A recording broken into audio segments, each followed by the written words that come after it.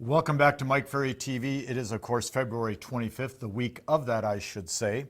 And thank you again. We're getting lots of great response. Here's a question for you. We're going to finish this series, obviously, very soon. We did a wonderful series on prospecting. We did a great series now. We're doing a series on listing presentation. Any suggestions as to what you would like to see us produce for you in the future? Feel free to send me a note at, obviously, mike.ferry@mikeferry.com. Because we're interested in what your feedback is, of course. You send us lots of letters, you send us lots of thank yous, we get lots of questions, but I'm also anxious to hear what you would like to see. I've got some ideas for our next series. I've talked to my marketing team about it, my sales team about it. They're excited about it, but I'm quite honest, I'd rather hear what you think is important to you. Because see, in selling, I'm a salesperson. You're buying what I'm selling by watching our show. In selling, you have to give the customers what they want. We'll talk about that a little bit later today. So here we are on point 35. Now this one, I'm going to say it to you. It's controversial. People don't like it. People say you're wrong. You shouldn't be allowed to say it. But guess what? If you want to add additional income, since everybody's commission check is lower today than it was in the past, start charging a transaction fee. You decide the amount, $195, $250, $395. We have agents charging $695 transaction fee on every listing that you take. Well, Mike, I don't believe in them. They're wrong. That's it. Fine.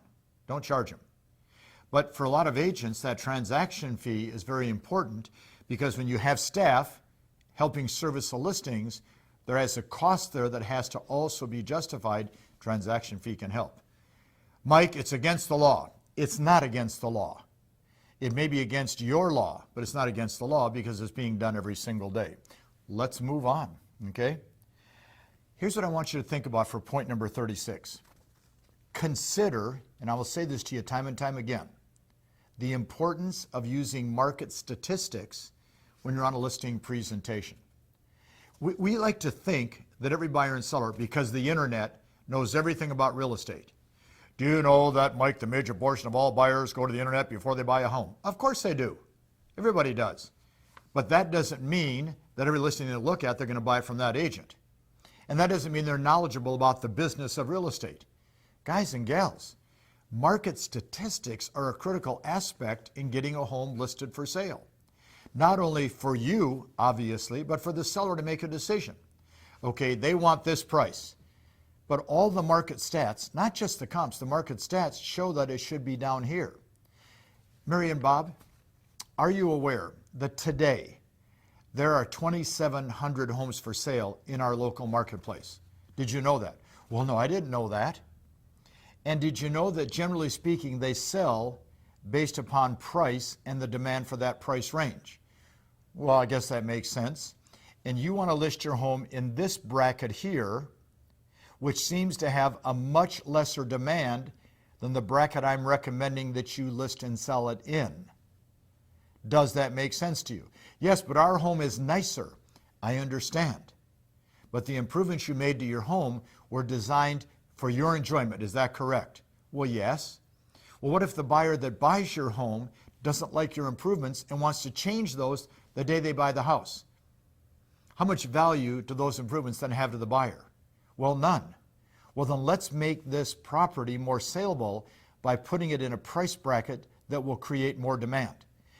There's 2,100 homes for sale.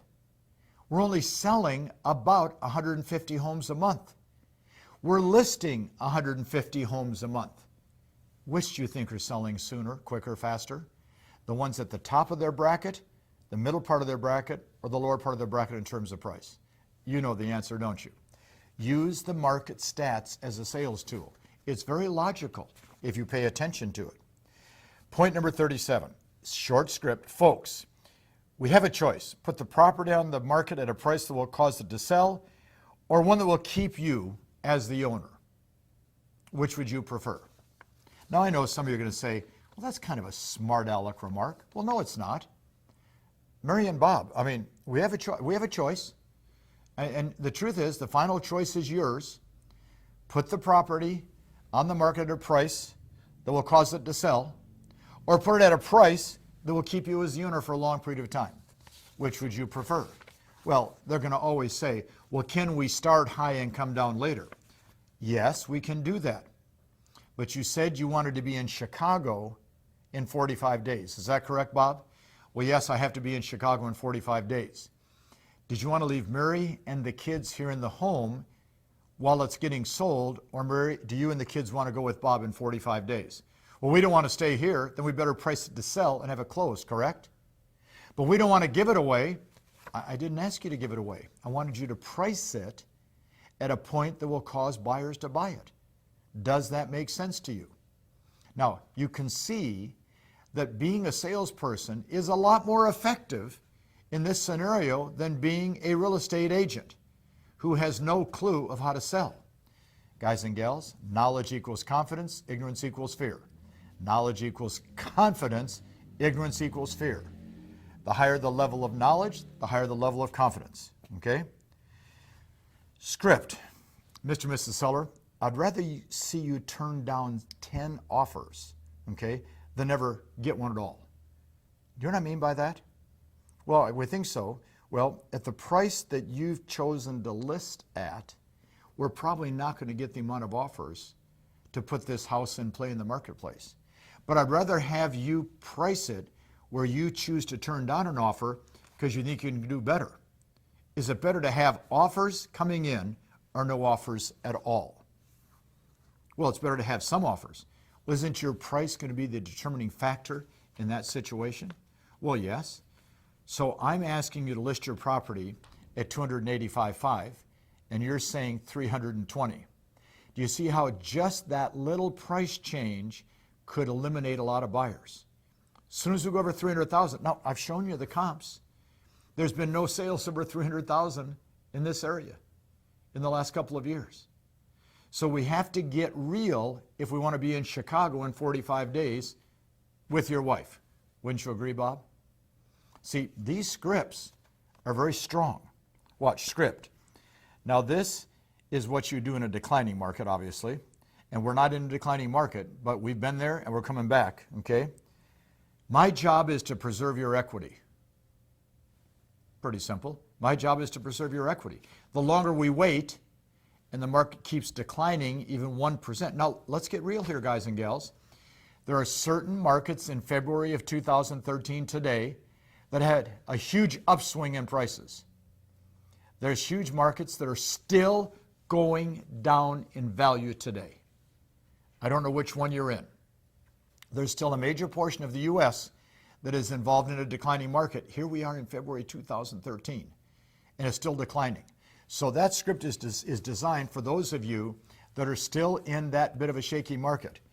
My job is to preserve your equity. Let's start tonight at the right price and preserve your equity. Because if we start up here and the properties are going down 1% every 60 days in value, the longer we wait, aren't you losing more of that equity that you have? Makes sense?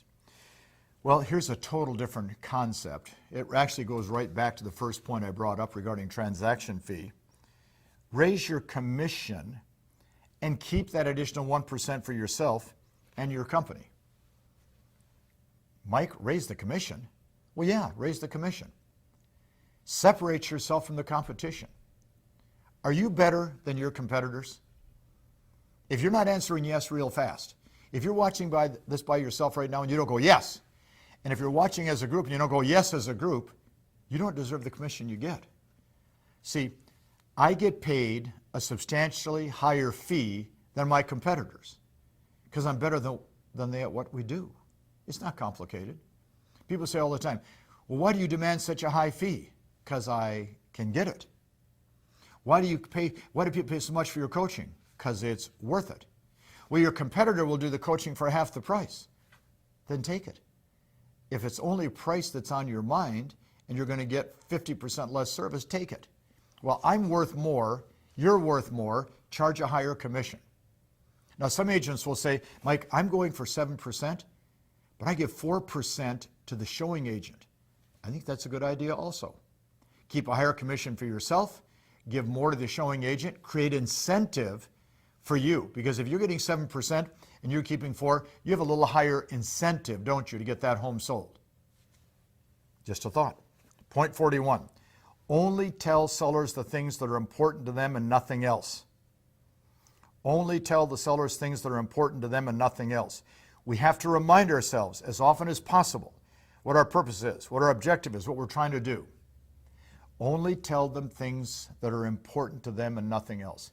Well, Mr. and Mrs. Seller, first I want to tell you about me. Now, I'm married. I have 4 kids. I have 3 grandchildren. I have 3 boys and a girl, and they're so cute, and I try to spend as much time as I can with them. My wife and I have a puppy. We have a little miniature dachshund, and we love that little doggy so much. Do you folks have a dog? Oh, maybe your kids one day will want a dog. Now, we like to take time off and go on vacations. Now, wait a minute.